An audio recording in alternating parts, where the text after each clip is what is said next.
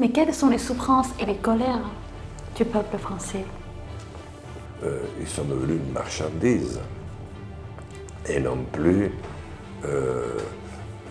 l'homme sacré en quelque sorte.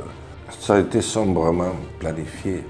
C'est pour écœurer l'homme dans son ensemble, qu'il ait honte de lui, de ce qu'il est devenu, son propre esclave, et l'esclave de tous ceux qui ont voulu cela, qu'il n'y ait plus le moindre rayon d'espoir dans son regard.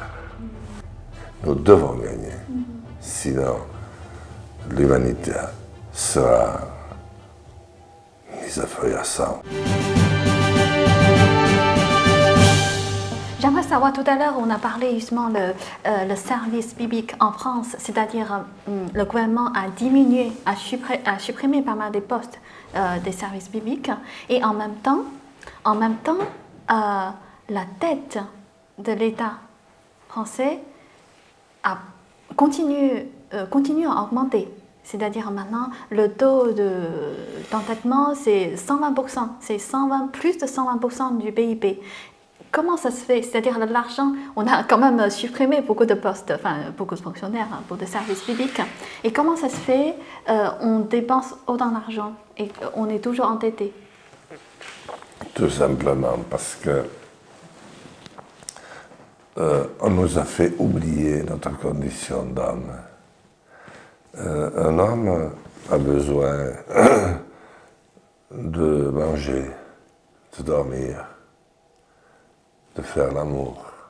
Mais après, il faut qu'il ait un élément qui le dépasse et qui le rende grand dans sa tête vis-à-vis des autres. C'est le travail. Or, on a détruit l'idée même du travail avec les 35 heures.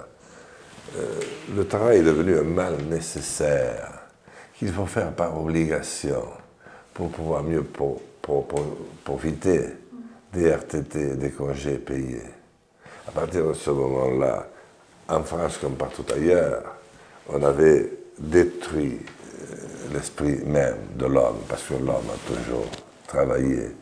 C'est ce qui lui a permis de s'affranchir des fauves et de la nature qui n'est pas toujours gentille, et de se protéger, et de créer toute une série, un faisceau, un éventail de métiers exceptionnels et différents. Mais on a progressivement coupé tout ça, et on a coupé l'envie de travailler, comme un mal dont il faut se défaire. Donc déjà là, on a coupé la dynamique du pays, et c'est comme c'est partout pareil, un peu partout dans le monde, sauf quelques rares pays. Et en même temps, les dépenses ont augmenté, surtout qu'on a fermé tous les établissements de proximité, comme je vous l'ai dit, pour la santé. Mais on a fait la même chose pour les écoles, pour les collèges, pour les enseignants. Donc forcément, ça devient beaucoup plus cher. Comment? Dans votre commune, les écoles sont... 30 ans de lutte pour la maintenir. On s'est associé avec un autre village à côté et on a réussi à la garder. Mais 30 ans de lutte, alors qu'on en a fermé des dizaines, des centaines de milliers. Ensuite, il y avait la commune, qui était une commune c'est pour moi la cellule de base de l'organisation démocratique de notre pays. C'est-à-dire, dans tous les petits villages, on élisait au suffrage universel un conseil municipal qui s'occupait de tout, en relation avec l'État et les services de l'État. Mais il traduisait une volonté locale et il y avait un petit peu d'argent pour le faire. Maintenant, on a regroupé et fait l'immense communauté de communes. C'est le directeur qui commande en relation avec le préfet. C'est plus le président élu, c'est plus le maire. Ou alors c'est un maire complètement gadgetisé, qui ne sert strictement à rien. Un ancien sénateur, un ancien député, qui, voilà, pour prolonger un peu continuer à se dégourdir un peu, continuer à aller à la pêche, discuter, garder une bonne santé. Mais c'est plus un idéal. Parce que chez nous, la commune, c'est le lieu qui vous a vu naître. Et on y est toujours très attaché. On garde cet attachement à vie, on se le transmet. Et quand ce n'est pas possible, on est malheureux et on y pense souvent. Mais quand on vous en défait pour le faire disparaître, ça coûte très cher, mais ça vous endette aussi, parce que la richesse qu'on crée sur place, il ne fallait pas la faire venir d'ailleurs. Donc on a fait ça à tous les niveaux. Et tout ce qui permettait de faire entrer de l'argent sans créer forcément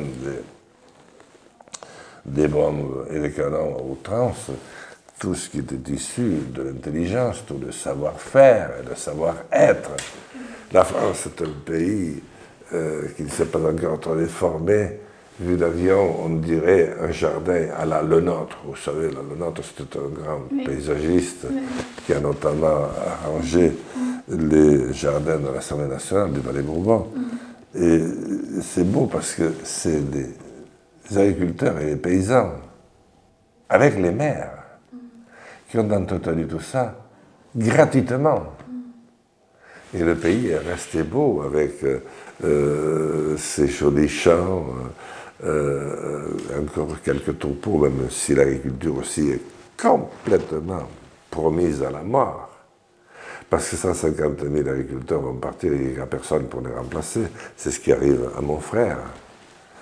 Parce que tout est fait pour décourager. Il avait une fille qui avait repris. Mais on lui a fait tellement peur avec la somme d'investissement qu'il fallait faire. À 32 ans, elle a préféré reprendre ses études. Alors que si elle avait été encouragée comme nous l'avons été, moi j'ai été installé agriculteur à 19 ans, parce que papa a eu un accident qui lui a pris longtemps pour se guérir. 3 ans, il était dans le coma, 3 ans. Donc en fait, si je résume, en gros, dans le domaine de la santé et l'éducation, il y a une dégradation, en tout cas dans le service biblique, et après, le système actuel, de notre système actuel, favorise, encourage plutôt des gens ne travaillent pas. Et du coup, ça augmente les dépenses, c'est ça? Oui. Bien sûr, vous ne produisez pas et vous dépensez de plus en plus. Mais si vous ne produisez pas, si vous ne gagnez pas de l'argent, comment voulez-vous y arriver? C'est le système de chômage, système de toutes les protections sociales qui coûtent cher, c'est ça ou pas? Mais non, mais il ne coûtait pas cher à l'époque où c'était sincère, où chacun payait sa cotisation. Il y a un élément qui a changé, qui ne nous a pas facilité la vie, c'est que moi je suis né dans une époque de baby boom. Des enfants naissaient après la guerre, après ils sont moins nés et c'est les personnes âgées, c'est d'ailleurs un problème en Chine. Parce que comme il n'y a eu qu'un enfant, les populations deviennent plus vieilles. Voilà. Mais tout ça a existé. Mais on s'était donné les moyens de le payer. J'ai connu très longtemps l'époque où la sécurité sociale était équilibrée, où la caisse de retraite était équilibrée. Ce n'est que depuis une quinzaine d'années qu'on terrorise le monde entier, qu'on met un stress épouvantable sur cette histoire de retraite, en vous disant qu'on va vous faire travailler jusqu'à la mort, qu'à un moment donné, vous allez passer directement du poste de soignant à celui de soigner. Quelles sont les raisons, en fait? Pourquoi on en est arrivé là? À mon avis, c'est planifié, c'est pour dresser l'homme contre l'homme, faire en sorte que l'homme qui travaille soit de plus en plus rare, donc de plus en plus assiégé, de plus en plus stressé, de plus en plus paniqué, énervé. Et que ça ne crée pas un bon climat. Et à côté de ça, le président Macron notamment, mais les présidents qui l'avaient précédé avant, ont pratiqué une politique pour les riches, c'est-à-dire en les privilégiant, en les laissant faire dans les paradis fiscaux ou ailleurs des bénéfices de toute mesure, et sans rien demander. Dans un pays comme la France, l'État doit rester un symbole et un outil. De façon qu'avec le préfet qui l'envoie dans chaque département, et les ingénieurs de l'agriculture, mais il y en a pour la santé, il y a des médecins, tout ça, mais il n'y a plus rien. On aide celui qui va s'installer. On rassure ses frères et ses sœurs en leur disant, mais vous n'allez pas tout perdre, vous allez faire autre chose, puis votre frère vous aidera, ou votre sœur, si vous pouvez. Et puis, on va alléger au maximum tous les papiers. Au lieu de ça, on a multiplié la paperasserie justement pour qu'ils se disputent, justement pour qu'ils se séparent. Or, beaucoup de 150 000 personnes qui s'en vont, c'est parce qu'ils n'ont pas eu le choix. 150 000. Oui, il y en a 150 000 là, les derniers, et il va y avoir 1 ou 2% qui vont les remplacer en France. La France qui était le grenier de l'Europe, avec l'Ukraine d'ailleurs, autrefois. J'ai vu justement dans un rapport de l'Union européenne, il a dit la projection de l'agriculture en 2040, c'est qu'il y aura une désertification des campagnes. On ira vers la fabrication de la viande de laboratoire, la viande artificielle. Mais ça a été sombrement planifié. C'est pour écœurer l'homme dans son ensemble. Qu'il ait honte de lui, de ce qu'il est devenu, son propre esclave, et l'esclave de tous ceux qui ont voulu cela. Qu'il n'y ait plus le moindre rayon d'espoir dans son regard.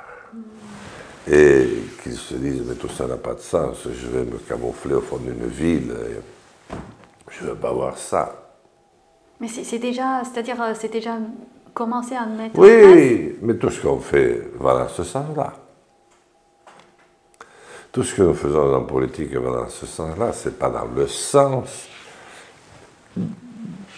de créer cette espèce de climat plus joyeux, plus détendu, en disant on va faire mieux, on va produire des produits qui vont te rendre heureuse, qui te donneront la santé, qui ne seront pas pourris, mais à 2 mois, toi. Moi, je ne peux pas m'occuper de désherber des champs où l'herbe pousse au fur et à mesure. Je ne peux pas. Il y a tout un tas d'insectes qui me tombent dessus. Je ne peux pas m'en occuper, je ne peux pas les chasser, je ne peux pas, etc. Mais est-ce que vous allez faire quelque chose? Vous comptez de faire quelque chose pour ça? Je l'ai marqué là-dedans. Ah, d'accord. Vous le lirez, c'est exactement le contraire de ce qui est prévu. C'est d'abord une solide formation pour l'agriculteur, mais à condition qu'il reste près de la ferme et de sa famille pour ne pas perdre le lien. Et qu'ensuite, il puisse avoir tout au long de sa jeunesse la capacité à sortir pour ne pas se sentir prisonnier, mais à rencontrer des jeunes gens et des jeunes filles. Moi, j'ai installé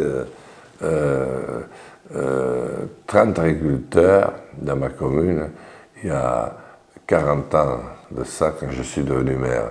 Aujourd'hui, il va en rester un seul. Et c'est une jeune fille. Tous sont partis.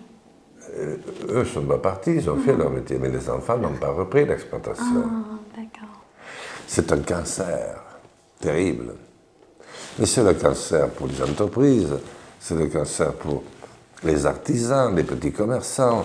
On a construit de grands centres de distribution de tout, de bouffe, de matériel, et ce qui fait qu'on a fait crever tous les commerces de proximité. Donc vous pensez vraiment l'agriculture traditionnelle, élevage traditionnel, tout ça peut-être pourra disparaître? Ah oui, Mais si je ne suis pas président, ou si quelqu'un d'autre ne prend pas mon projet avec le regard clair, une forme d'assurance pour convaincre. On ne peut pas convaincre si on est soi-même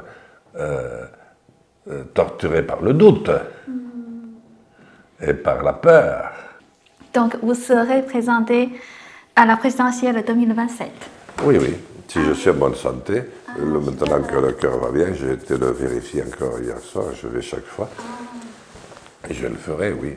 Ok, parce que vous avez quand même eu 1 million de votes. C'est-à-dire, je vais commencer la phrase correctement. C'est-à-dire, vous êtes candidat à la présidentielle 2022. Donc, pour le premier tour, vous avez eu plus d'1 million de votes. C'est déjà bravo, parce que 1 million de Français qui vous soutient, qui aimeraient que vous soyez leur président. Oui, si je suis en bonne santé, à plus forte raison, si je suis en vie. Et si je n'ai pas perdu non plus, comment je dirais, ma lucidité.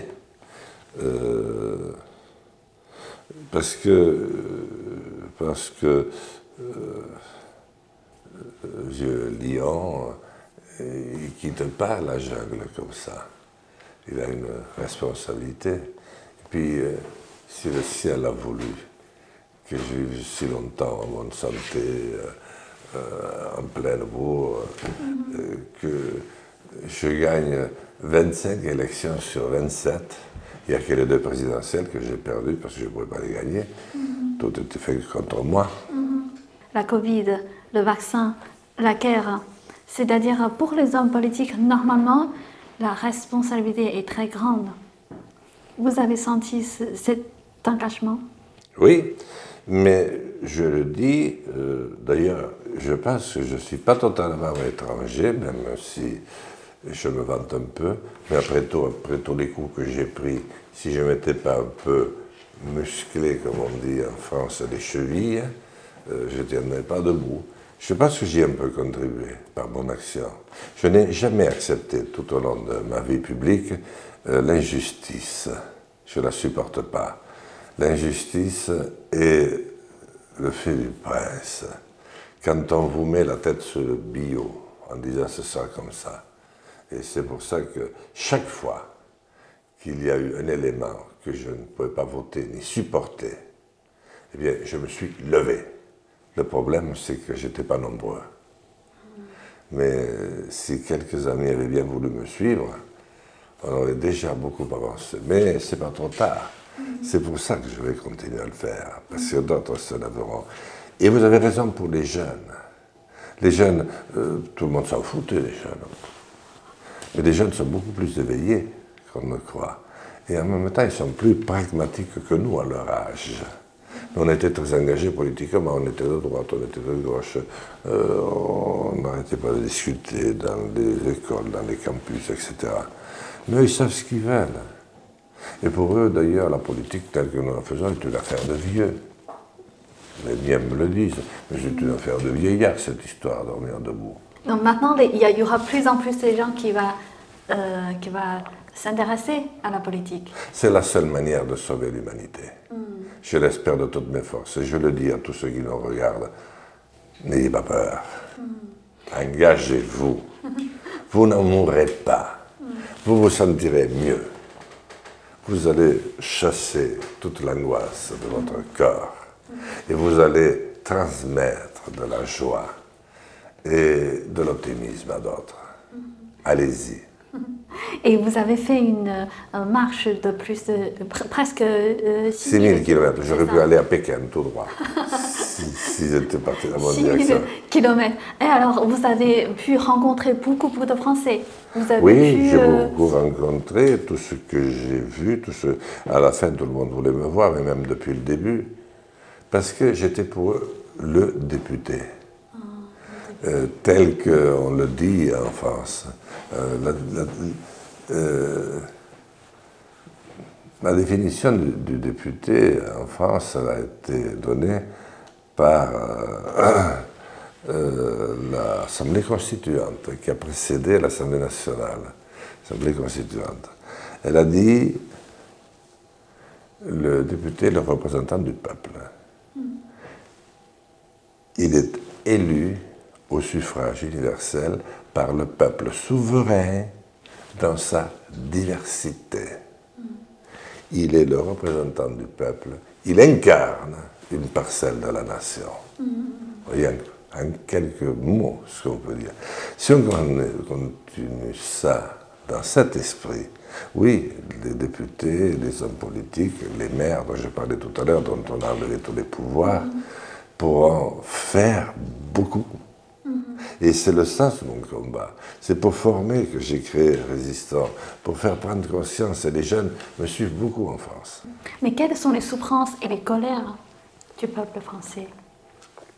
Mais elles sont celles que je n'ai cessé de dire pendant toute notre émission. Le fait qu'ils sont devenus une marchandise et non plus l'homme sacré, en quelque sorte. L'homme dont on s'occupe depuis son premier appel d'air, rentrer dans la vie, dans l'oxygène, jusqu'à son dernier soupir, dont on s'occupe avec bienveillance. Mais il est devenu une bête traquée, dont on s'occupe quand on peut, le plus souvent d'ailleurs pour lui faire du mal, pour le contrôler, pour le faire payer, pour le faire... mais rarement pour le mettre en valeur, rarement pour l'encourager, rarement pour lui dire « tu as raison » quand tous les autres l'accusent. Et rarement pour lui donner un petit peu d'optimisme. Voilà. Et pourtant, la France a su constituer de très grandes fondations, de très grandes institutions qui nous ont grandi, qui ont fait grandir la civilisation. Je pense par exemple à une d'entre elles avec qui j'ai entretenu 30 ans de très bonnes relations, qui m'invitaient à leurs conférences de partout. Et ils s'étaient chargés de venir au secours des enfants qui n'avaient plus ni papa ni maman, des orphelins, et qui étaient abandonnés. Et ils ont fait un travail considérable pour les orphelins. D'ailleurs, c'est des orphelins apprentis d'Auteuil. Ici à Auteuil, vous voyez, c'est pas très loin. Et ils ont créé beaucoup de centres. Ils ont créé beaucoup de collèges, ils ont créé des lycées, ils ont créé des lieux de formation plus spécialisés pour créer des métiers, pour qu'on ait des spécialistes de métiers rares, des bûcherons, des charpentiers, des menuisiers, des hommes et des femmes ordinaires, mais qui ont une très grande importance. Malheureusement,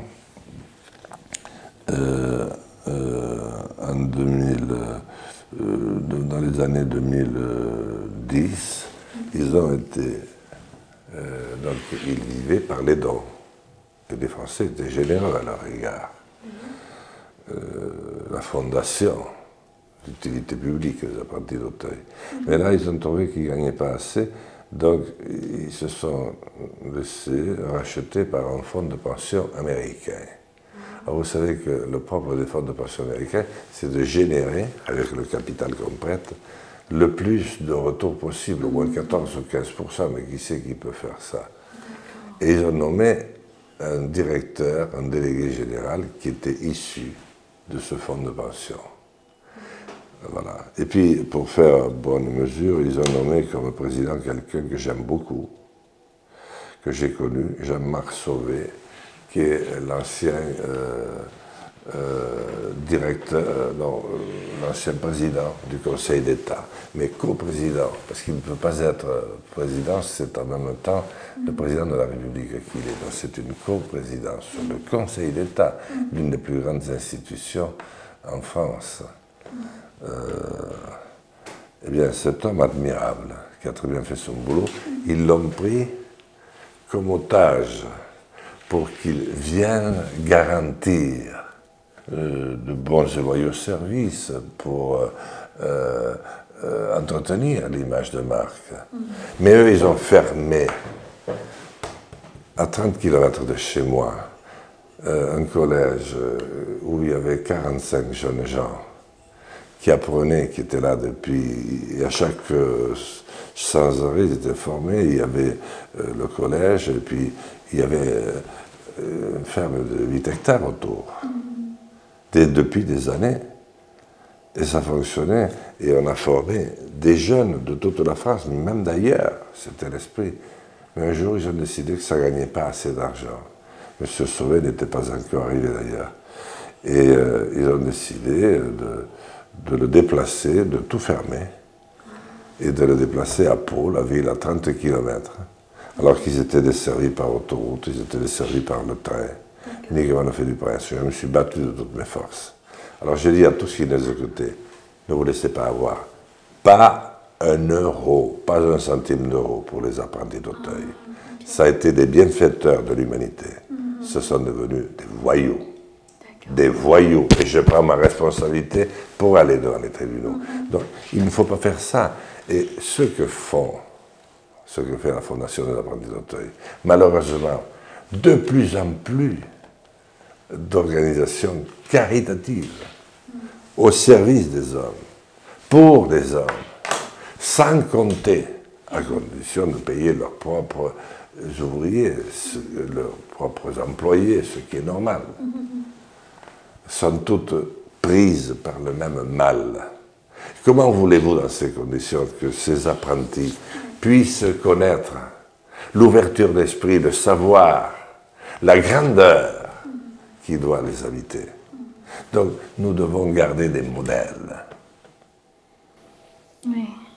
Donc, c'est quand là, vous avez fait la grève de faim? C'est 2006?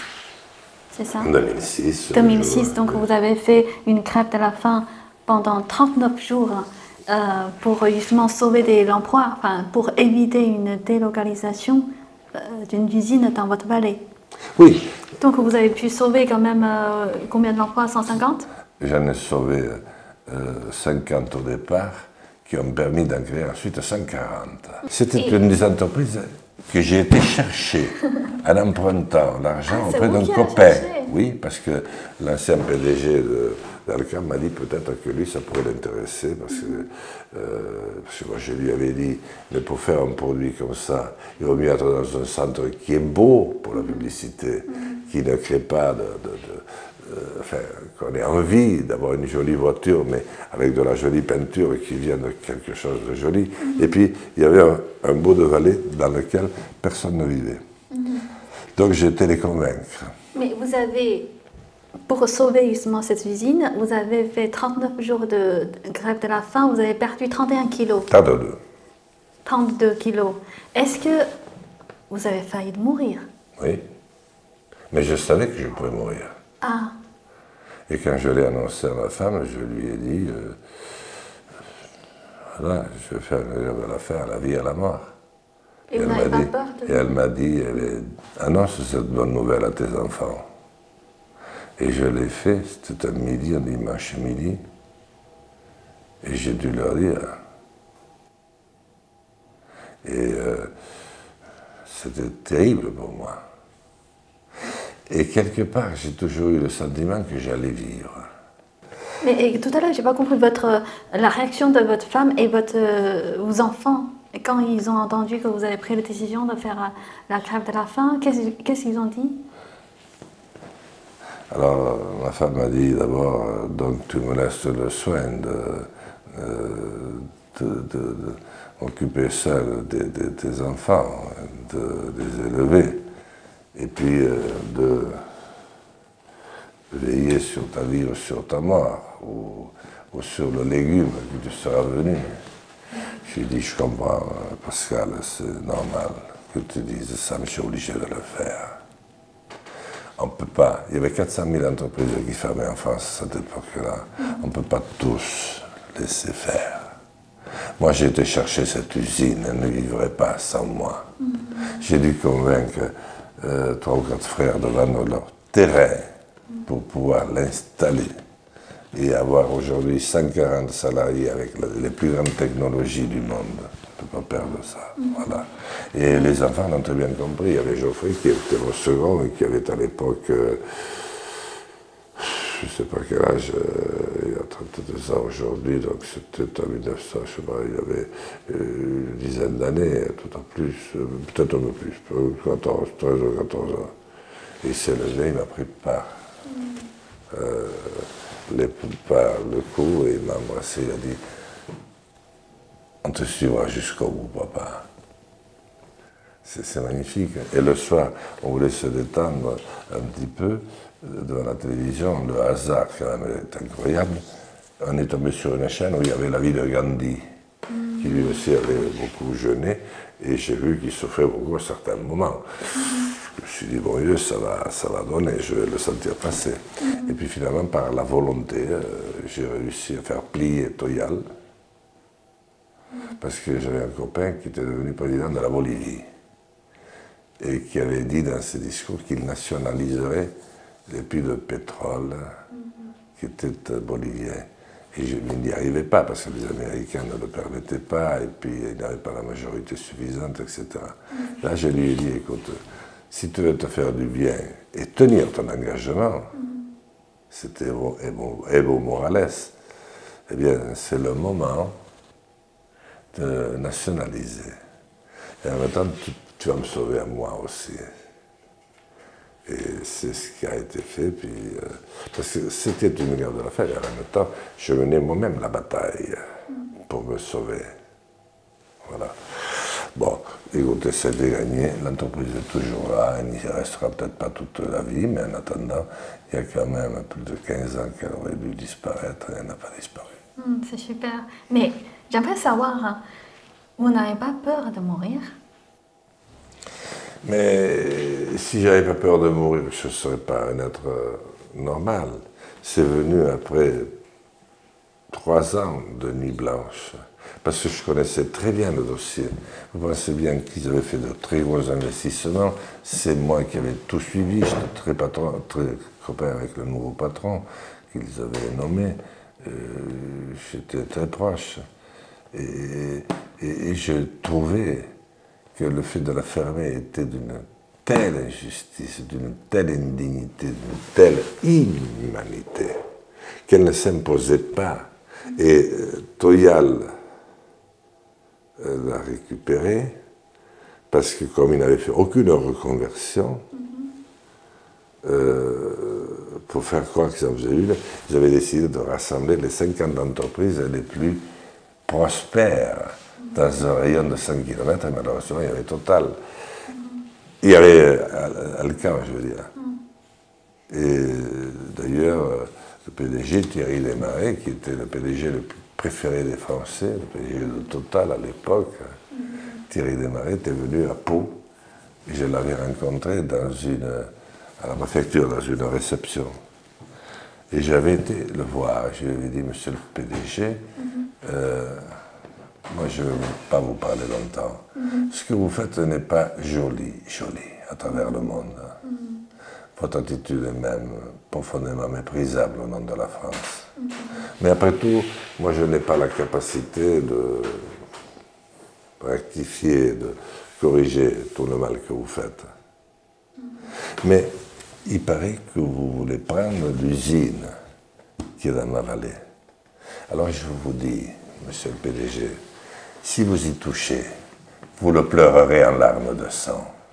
Ça, c'était ce que me disait ma grand-mère quand je ne savais pas me défendre contre mes petits copains à l'école qui me faisaient souvent pleurer. Elle disait pas tout à fait comme ça, elle disait, dis à ceux qui te font pleurer, lorsque mes larmes tariront enfin, les tiennes commenceront à couler et ce seront des larmes de sang. Vous voyez, c'était beau et en même temps, ça donnait tout le poids. Mais j'ai jamais eu peur de mourir, parce que si on a peur, on ne peut pas faire.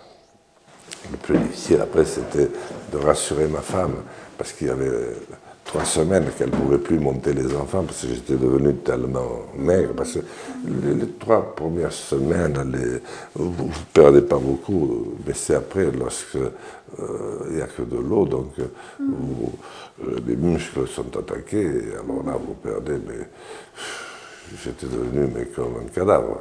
D'accord. Et vous n'avez pas peur? Est-ce que c'est parce que vous êtes croyant aussi? Oui, je suis croyant, mais par rapport à ça, je ne sais pas tout encore. Donc, je suis heureux d'aller à la messe. Il y en a de moins en moins, parce qu'il y a de moins en moins de curés, de toute façon, il y a de moins en moins de foi. J'ai jamais été un pilier d'église. Mais au fond de moi-même, j'ai le sentiment que l'univers, quand je regarde une belle nuit étoilée de mois d'août, je me dis quand même que tout ça n'a pas pu se créer tout seul, qu'il a dû y avoir quelque chose, qu'il y a quelque chose qui nous dépasse, qui nous mène du spirituel, voilà. Mais pas au point. Je me disais que, sans croire, je me disais que j'étais protégé. Et c'est ce que me disait maman aussi, ma mère, qui a beaucoup compté dans ma vie. Nous n'avions que 17 ans de différence d'âge. Elle avait 17 ans quand elle m'a mis au monde. Et je me dis, tu es gardé, tu n'arriveras à rien. C'est dur pour une maman. Mais elle a douté à la fin, elle a cru que j'allais mourir, elle a pleuré. Et moi, je n'ai pas pleuré, j'ai eu de la chance. Parce que si j'avais pleuré, je serais mort. Il voulait au contraire.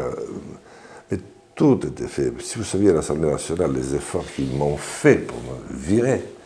Ah oui, vous pouvez nous raconter un peu? Qu'est-ce qu'ils ont fait? Mais par exemple, 4 ou 5 jours avant que je gagne, le président Debré a exigé que j'aille à l'hôpital de Garches ou une clinique, je ne sais pas ce que c'est, de Garges-les-Gonesse, pour passer un check-up. Il pensait qu'on allait me trouver tellement en mauvais état qu'on allait tout de suite me virer de l'Assemblée. Voilà. Et puis, on se passait dans le cardiologue, le radiologue, les reins, tout, etc. Et puis à 18h, le professeur, le patron, qui s'appelait M. Melchior. C'est quand même incroyable. Il m'a dit, c'est incroyable, j'ai jamais vu un type comme vous, avec une telle volonté, un tel amour de la vie, et en même temps une telle détermination, elle est presque... enfin, elle donne des frissons. Et je vous ai montré, toute la journée, je vous ai confronté à des psychiatres. Alors moi je croyais que c'était des gars, parce qu'à Garges-les-Gonesse, c'est des gens qui soignent, c'est un hôpital qui soigne ceux qui ne peuvent pas manger, qui n'arrivent pas. Vous savez, c'est une maladie, c'est, on appelle ça, quand on se prive de la nourriture, là, anorexique. Ils étaient à l'anorexie. Mais ils m'en voulaient parce que moi, je n'étais pas malade et je refusais de manger. Et je ne comprenais pas. Mais parmi eux, il y avait aussi des psychiatres qui m'accusaient là-dessus, alors qui me montraient des images terrifiantes d'adversaires, parce qu'on m'avait traité de tout. Il y a le ministre qui avait dit on avait le crétin des Alpes, maintenant on a le crétin des Pyrénées. Vous voyez, voilà. Et le soir, il m'a relâché, il m'a dit non, il n'y a pas de raison que je vous laisse pas partir. Il devrait, ce que je lui avais aimé par ailleurs, était fou de rage. Alors, il avait inventé au départ, et ça m'a beaucoup arrangé, pour essayer de me dissuader. Il a dit, je vais te faire une prise de sang tous les jours. Mais moi, je lui ai dit, mais c'est le plus grand service que tu me rends. Parce que comme ça, avec une prise de sang tous les jours, personne ne va pouvoir raconter l'histoire, puisque le médecin officiel de l'Assemblée, les services médicaux officiels de l'Assemblée qui la font. Donc, si tu manges ne serait-ce qu'une boulette et demie de pain, mais ça apparaît. à ce niveau-là, le glucose, les lipides, tout le bazar. Donc, de l'eau et du sel. Et depuis, est-ce que ça a laissé quand même des traces graves sur votre Oui, santé? parce que mon intestin grêle s'est desséché. Et il fait 6 mètres. C'est-à-dire que ça s'est passé, c'est que l'intestin grêle, il est plus petit que le gros intestin. Et seulement, il est très important, parce que c'est lui qui finalement transforme et prépare les sucres qui vont ensuite passer dans le sang. Donc il est irradié de tout petits branchements sanguins. En plus, il est rempli de neurones. On dit que c'est le deuxième cerveau. C'est très important. Et alors, il n'est pas très grand, mais lorsque vous faites une heure de la faim, et même quand on boit 5 litres d'eau par jour, on m'avait dit, bois 5 litres d'eau, moi je buvais 5 litres d'eau, il y a la partie qui n'était pas touchée par l'eau, ça passait toujours par le même endroit. Et tout le reste, c'était desséché, comme les viscères d'un porc qu'on a ouvert et qu'on met dehors, quoi. Et alors, depuis, j'ai des médicaments. Lorsque je vais manger, je suis obligé de prendre des médicaments contre caractère laxatif, qui fait glisser pour que ça n'accroche pas les parties abîmées. Ensuite, il y a une partie qui facilite la digestion et il y a une partie qui facilite l'absorption des sucres dans le sang. Mais j'ai des souffrances qui sont souvent importantes. Enfin, je ne vais pas me plaindre. J'ai eu la chance de pouvoir conduire à ça. Je le vois comme le devoir d'un homme qui a accepté des responsabilités, de les assumer. Alors après, vous voyez, maintenant j'ai du ventre parce qu'il y avait tous les tissus se sont distendus et j'ai eu des hernies. Et d'ailleurs, on devait m'opérer au moment où j'ai eu le truc au cœur et là, on a dit non. Et vous voyez, on me fait actuellement un test pour voir si le cœur va assez bien pour faire cette opération, pour me reconstituer le tissu qui soutiendra, qui empêchera le ventre de descendre. Ça ne me plaît pas le bord du ventre, j'étais toujours, vous savez, comme un crayon. Mais vraiment, bravo pour tout ce que vous avez fait pour les autres. En tout cas, ça c'est tellement rare en ce moment, dans ce monde actuel. Et j'avais chanté pour empêcher Sarkozy de parler. Bah, et parce qu'il fermait les services publics, notamment une gendarmerie. Et il a très mal pris, il avait raison. J'ai créé les seules 2 ou 3 minutes de silence absolu qu'il y a eu à l'Assemblée. C'est la sidération. Tout le monde a été sidéré par ce que j'ai fait. Et j'ai eu droit à un contrôle fiscal après, où on a mis à jour tous les... ça a été très difficile. Puis après, je me suis réconcilié avec Nicolas Sarkozy. Après, ça a été bien. La parole est à M. Sarkozy. Monsieur le Président, Mesdames et Messieurs les députés, le Premier ministre vient... Monsieur, s'il vous plaît, vous pouvez vous asseoir et ne pas chanter dans cet hémicycle. Asseyez-vous. Monsieur, comment il s'appelle? Monsieur Lucet, vous pouvez vous asseoir, s'il vous plaît. Il a même voulu me faire ministre. Et Jacques Chirac aussi avait voulu me faire ministre. Et pourquoi vous ne le voulez pas? Parce que je savais bien que le temps allait changer et que les ministres ne servaient à rien. Ah oui. Parce qu'il n'avait pas une thune. Il n'y a pas une thune dans l'espace public. Comme disent les jeunes, il n'y a pas de l'argent dans l'espace public. Or, nous gérons l'espace public, puisque tout l'argent regorge à l'intérieur de cette immense toile d'araignée qui a pris le dessus sur l'argent, sur les biens, sur l'or dont on dispose. Donc il n'y a rien à côté. Et c'est ça qu'il faut arriver à surmonter. C'est de cela qu'il faut convaincre nos compatriotes partout. Nous pouvons gagner. Nous devons gagner. Sinon, l'humanité sera mis à feu à 100. Combien y aura-t-il de survivants? Il prévoit d'en garder un tiers, 30% de quel droit, je ne sais pas. Parce qu'ils disent qu'on augmente trop vite, et que, etc. Vous voyez la grandeur de ces petits âmes. Comme c'est une tradition chez vous de chanter, j'aimerais que vous puissiez chanter, parce que vous avez déjà aussi chanté le chant des partisans.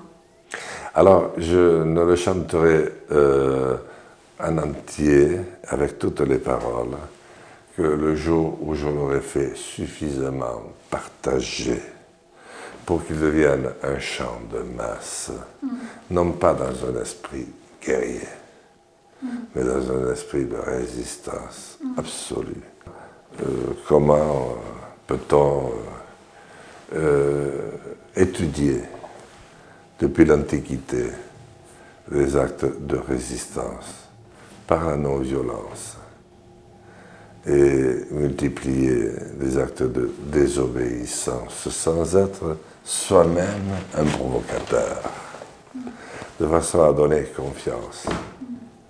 Et que l'homme d'aujourd'hui prenne conscience qu'il est à nouveau en très grand danger, mais que rien n'est fini, que si on accepte de livrer le combat que les hommes de bon sens, de paix, d'amour doivent livrer de temps à autre, nous pouvons avoir des lendemains radieux, avec des enfants qui iront encore et dans nos campagnes et dans nos villes, et qui vivront libres.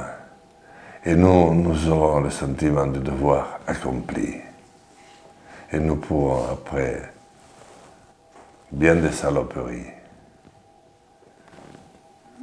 fermer nos yeux peut-être avec un brin de quiétude. C'est un formidable projet. Et j'invite tous ceux qui ne savent pas comment faire à venir me faire part de leurs interrogations, à nous faire part de leurs interrogations, pour qu'ensemble nous grandissions. Parce qu'avant de faire tout ce qu'il a appris, l'homme ne savait rien faire. Il a appris.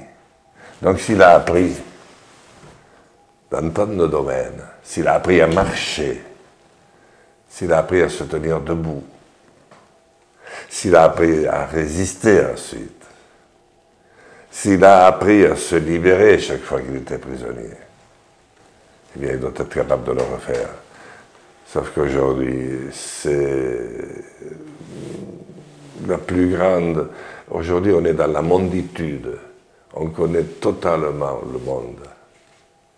Donc, ce sera le combat le plus difficile, et certainement le plus difficile. Mais pensons à tout ce que nous pouvons faire si nous gagnons. Au lieu de faire des guéguerres, faisons ce qu'a voulu faire John Fitzgerald Kennedy lorsqu'il dit « nous irons sur la Lune ».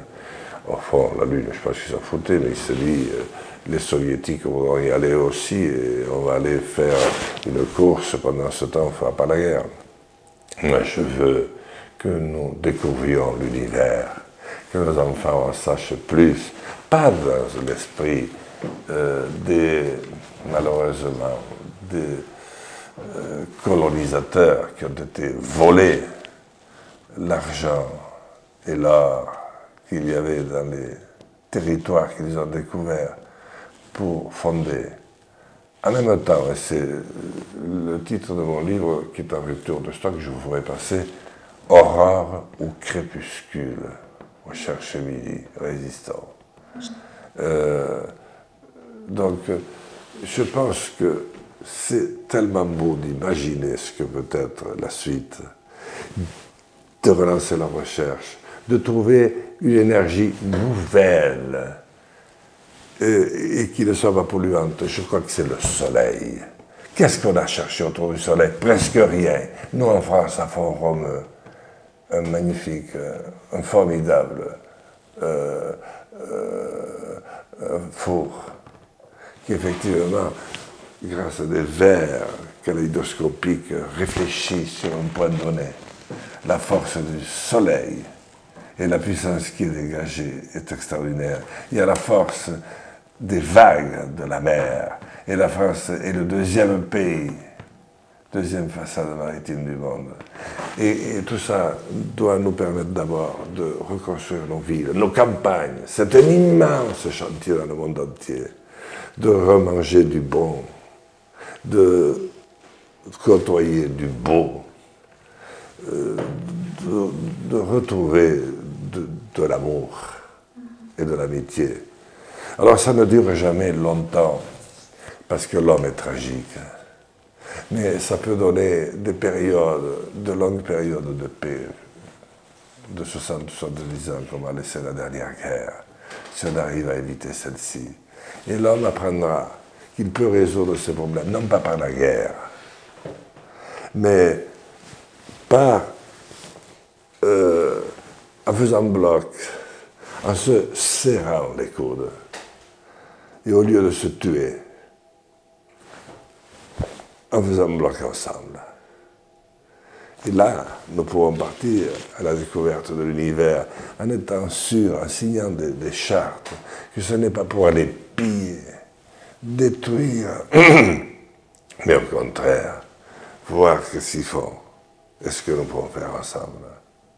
Vous comprenez? C'est pas dans l'espoir, ça. C'est pas beau, ça. C'est pas ce qu'il faut apprendre à tous les enfants de l'humanité. Je vous remercie beaucoup de m'avoir invité. J'ai beaucoup aimé d'abord le premier coup de fil d'Anita, et puis le second, et puis je pense que je suis tombé un peu amoureux de vous. Déjà, vous avez beaucoup d'amour alors, vraiment plein d'amour. Voilà. Alors, pour la chanson, d'abord je vous chante une chanson de paix, c'est l'hymne des Pyrénées. Bon, il a 600 ans, donc il peut commencer à exister. Et la chanson, on dit, parce que les montagnes étaient très hautes et empêchaient le prince de voir sa princesse. Il disait, j'espère que ces montagnes s'abaisseront pour que je puisse la voir. Et c'était un rêve.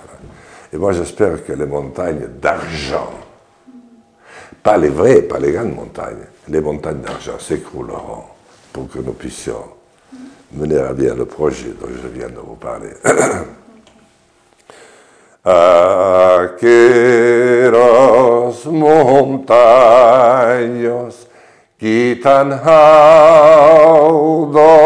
son, me empezan de ver más amorosos son. Si canti, io che canti, canti per io, canti per mio, che io pres de io. Et maintenant, je vais vous chanter juste, fredonner une musique que je veux développer avec tous ceux qui le voudront. Et même qui le voudront d'une autre manière que moi. Qui voudront le faire, je ne serai qu'un petit maillon, parce que je ne suis pas surnaturel, je suis un homme parmi les hommes. Mais un homme peut beaucoup, une femme aussi, vous le montrez avec votre interview. Alors c'est justement ça, c'est au moment où la France était en occupation. Et c'est un chant qui a jailli de partout. Et la mélodie est exceptionnelle, et les paroles aussi.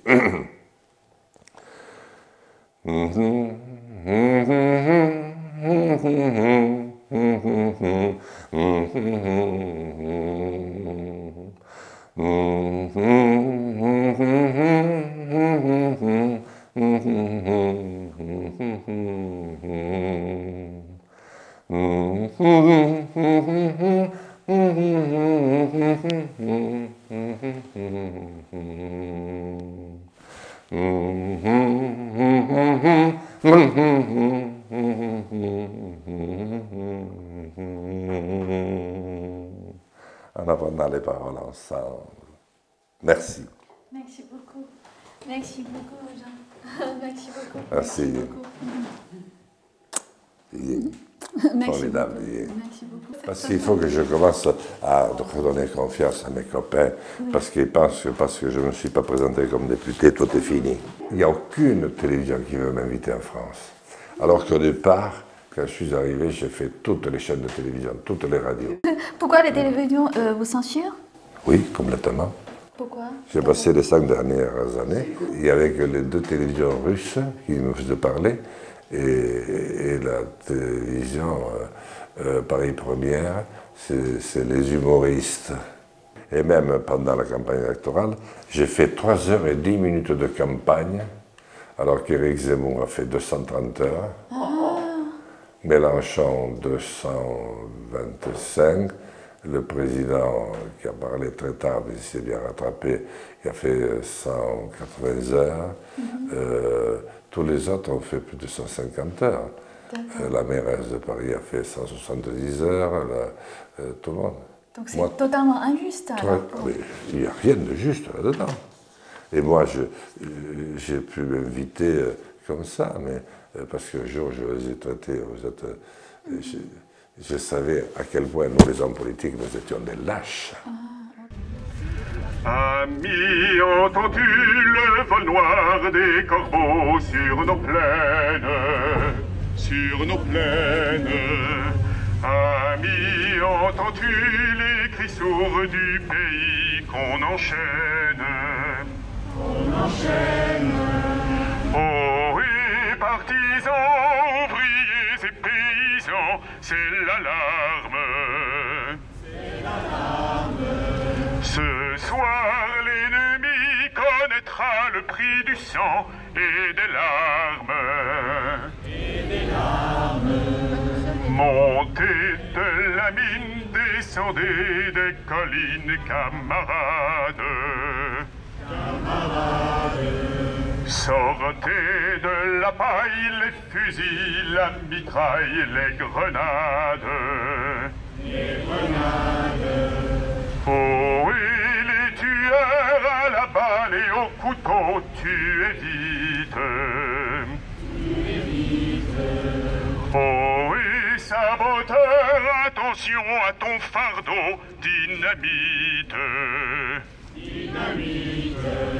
C'est nous qui brisons les barreaux des prisons pour nos frères. Pour nos frères. La haine à nos trousses et la faim qui nous pousse la misère. La misère. Il y a des pays où les gens au creux du lit font des rêves. Font des rêves.